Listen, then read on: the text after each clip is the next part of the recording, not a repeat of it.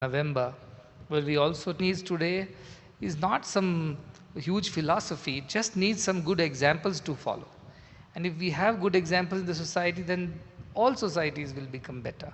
So if you don't have good examples, then people will follow bad examples. But people need examples. That is the most important seva that one can do, to be exemplary. In whatever work God has given you, you are a doctor, teacher, student, even a cleaner or a gatekeeper. When they do their job, it's not karma, it's karma yoga. They do it with this complete dedication and devotion. Then that becomes a yoga, that is a spiritual path then. And that can lead to such transformation in the society. And these examples are very important for societies. Otherwise, they will simply follow the wrong example and they'll become worse than what they were. So this is a good example and I truly appreciated that. And I have invited them to come again and again and be a part of this journey. As we know, the kind of effort that is needed in the higher education sector in India. Dr. Vidya Shankar, he told me that just average enrollment is 28%. Again, if you look at women and men's enrollment, that will be different. Rural and urban enrollment, that will also be different. I'm sure rural enrollment is not as much. I'm sure it's very, very probably single digit or even very, very small number. So how to change that is what I was looking at, how to bring online courses, cheaper, affordable courses, and people can do it at their her marriage and children and everything. She did not get the privilege of doing it as student. But I noticed that how important it was, because in a government job, you see, you have to keep doing such programs to get a promotion. And unless you get those certifications, you won't get a promotion. And government jobs are not easy to come by. In those days, even difficult. So being a woman, getting a government job, and raising a family, it's not easy. So she had to educate herself through her life, in the sense, I think she did her second post-graduation when she was probably 35 or 40 years old. So the idea is that a large segment of the society, almost for development. Anything else can wait. Education cannot wait. Because if a whole generation gets, goes out without proper education, then societies will become worse. So, but education is not just acquaintance with subject knowledge or material sciences or humanities or all other subjects which help you to earn some money in the society and contribute some way. Our scriptures talk about two kinds of education. This is from Mundakopanishad, where a very learned rishi goes to another rishi, Angirasa. Shaunaka is the rishi who is very learned. He has done all kinds of rituals, yagnas, yagas. Those times, those were the qualifications. How many yagas you have done, how many kinds of yagas you have done, how many complicated yagas you have done. So that was the qualification to be known as a very learned person. So Shaunako hi Mahashalo, it is says. He was a very great learned rishi who had done several rituals. Mahashala means he had a huge yagashala where all kinds of rituals could be performed. But he was not satisfied with the knowledge that he had gained. He was still finding some void in himself. And so he goes to a greater rishi by name Angirasa and prostrate to him, and then he prays to him that please enlighten me. What is that knowledge that I should know, so that I know everything? Because I still feel, despite having learned so much, I still have not learned enough. So he asked, Kasminnu Bhagavo Vijñate Sarvamidam Vijñatam Bhavati iti. What is that, O Bhagavan, O wise one, that I must learn, so that I can learn about everything?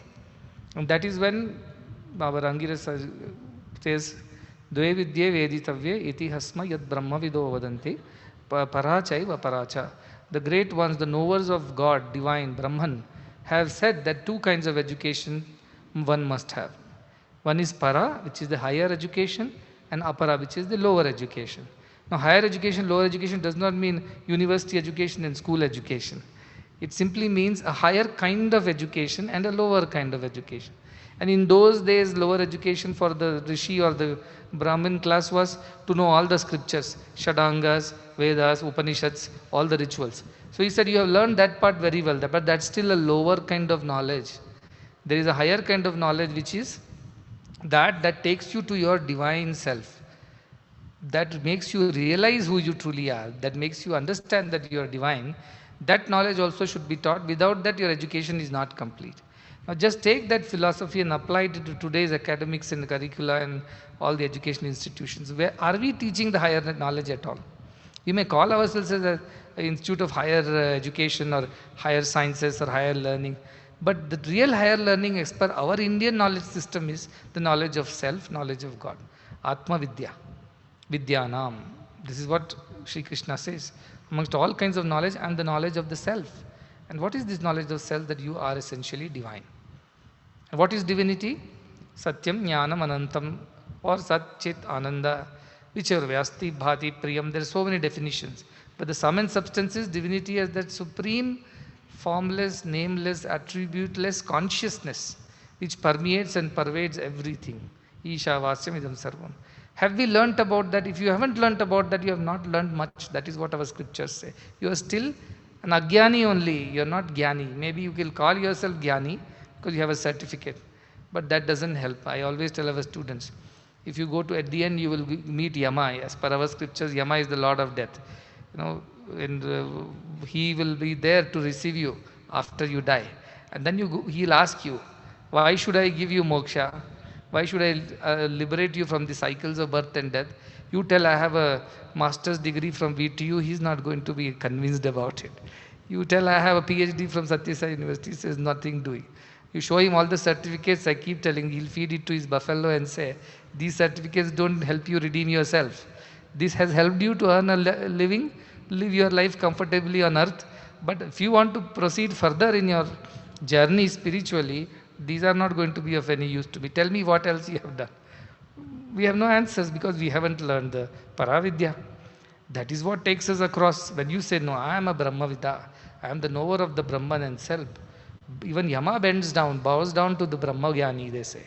He's afraid of Brahmagyani, that's what they say. Because Brahmagyani are beyond the jurisdiction of Yama. He cannot control them. These people have gone beyond his authority. So that is the kind of education that our system or our educational system, especially being Indians, being inheritors of that great knowledge system of our Guru Shishya Parampara, we should know that. We should know a bit of our Vedas, Upanishads. And as Krishna says, Svalpamapyasya dharmasya trayate mahato bhayat. Even if you know a little of this knowledge, it will destroy the greatest of the fears. What are the fears? What will happen to my future? What will happen to my life? How am I going to be after my old age? What is going to happen after I die? People are afraid of all kinds of things. It says it removes all those fears from you, because once you know the truth that you are not just this limited body with a limited life and all these limited ways. You are infinite expanse of divinity. You don't die. You were never born. You never die. You are Ananta, Satyam, Jnanam, Anantam. You are infinite.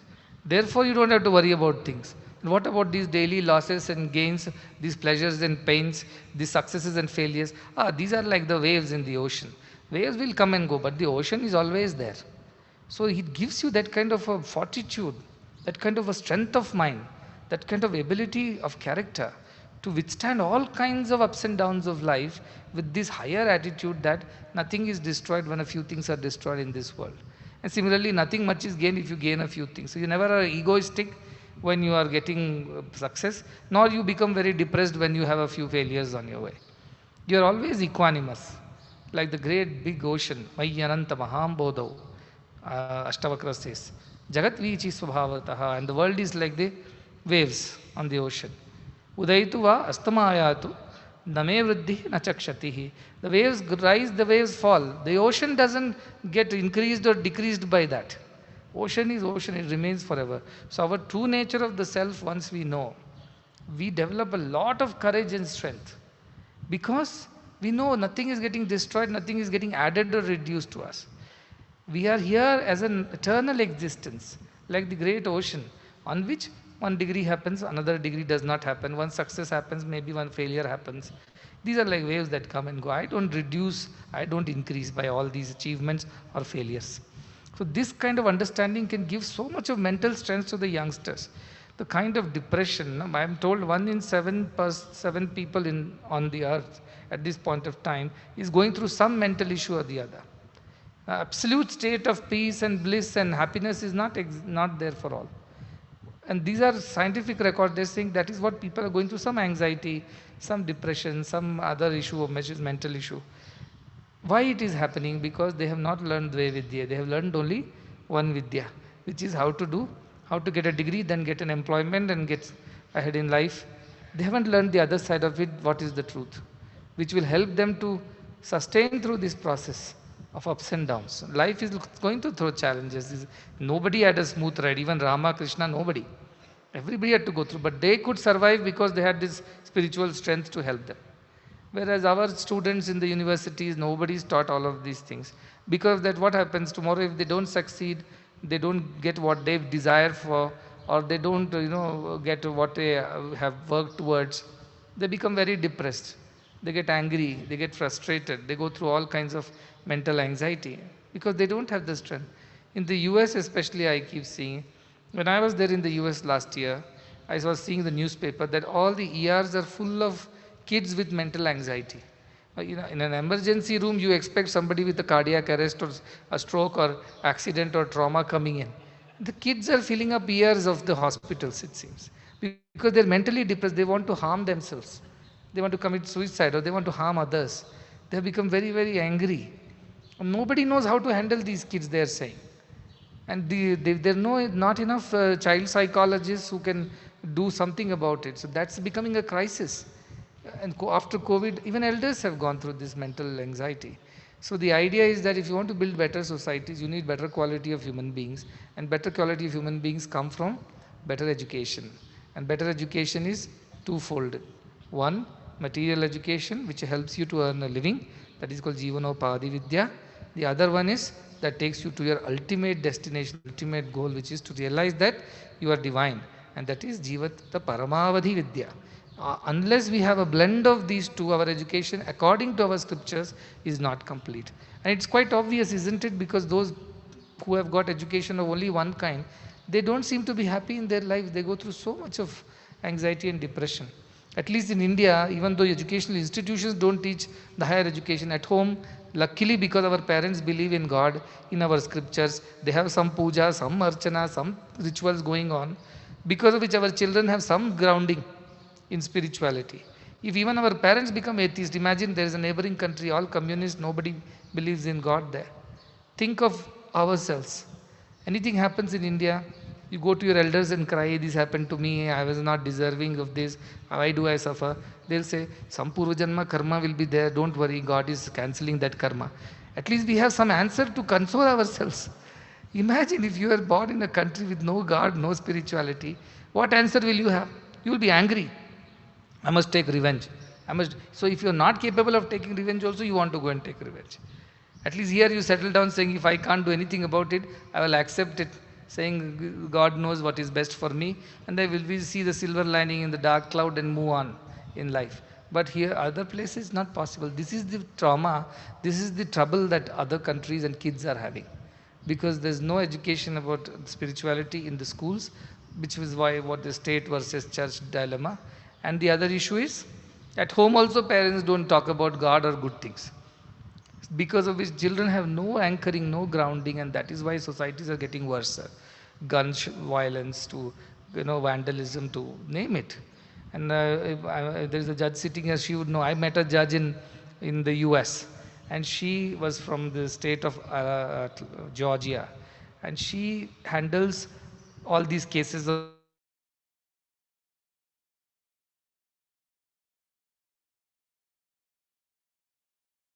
remanded or whatever. It breaks my heart to see such young kids getting into these nonsense. And they don't mean it, they don't even understand what they have done. And there is no way I can correct them. And she was feeling so traumatized, saying that if there was some seasoned criminal, a grown-up man who has done something, at least if I give him a punishment, I feel okay, that is good job. But when I see a teenager, I have to punish him, and he has a long life ahead. And she always feels that I might be kind of ruining his chances by just passing one negative word. It's a stamp on his character now. All through the life, the child will carry this verdict as a black mark. So this is the problem that society is going to face if we do not teach them some bit of values and education in spirituality, especially in countries and homes where even parents don't talk about it. That's very important, that we somehow start a conversation. Let's have a debate. And Sanatana Dharma is so strong. I keep telling our students also, Sanatana Dharma says, if you don't understand or don't like what I say, you can challenge me. You can argue it out. Vada was the method of education in the old times. If you want to establish your philosophy as the better one, you have to engage in a debate. Remember Adi Shankaracharya Mandana Mishra debate? They debate, and after that they convince, either you convince me or you get convinced. This is how it was. So Sanatana Dharma can argue its case because it has all the truth in it. If there was no truth, then you will lose the case. But you can always argue. Sanatana Dharma gives you threefold acceptance. One, Shastra Pramana. It says, read the scriptures or the gurus, whatever they tell. First, take that as the postulation or theory. Second, Tarkavadam.